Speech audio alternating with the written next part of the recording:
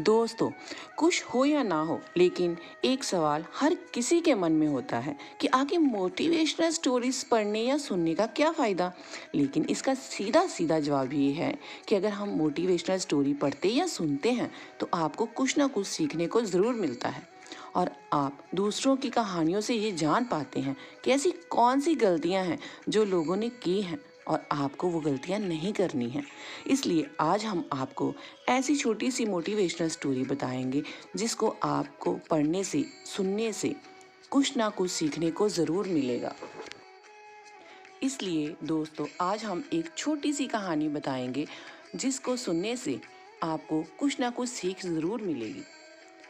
एक बार एक कॉलेज में 4 दोस्त पढ़ते थे। चारों एक ही क्लास में थे, इसलिए इनके बीच की दोस्ती काफ़ी गहरी थी।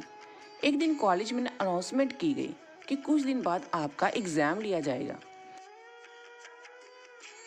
लेकिन ये चारों दोस्त भूल गए और एग्ज़ाम की एक रात पहले ये चारों दोस्त पार्टी के लिए बाहर चले गए। अगले दिन जब चारों दोस्त कॉलेज गए तो उन्होंने देखा कि एग्ज़ाम का टाइम ही ख़त्म हो चुका है।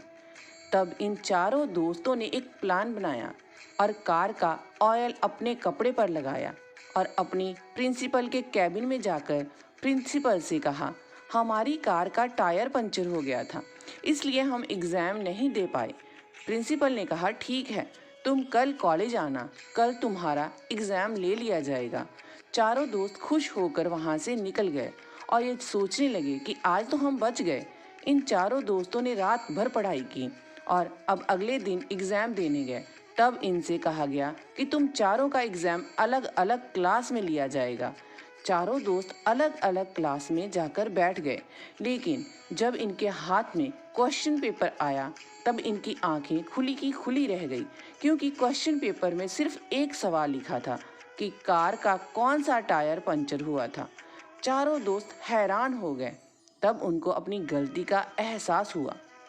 सीख हमें ये मिलती है कि हमें कभी झूठ नहीं बोलना चाहिए, क्योंकि अगर आप जिससे झूठ बोल रहे हो और उसको आपके झूठ के बारे में पता है तो आप सिर्फ उसकी नज़रों में नहीं बल्कि अपनी नज़रों में भी बुरे और छोटे बन जाओगे।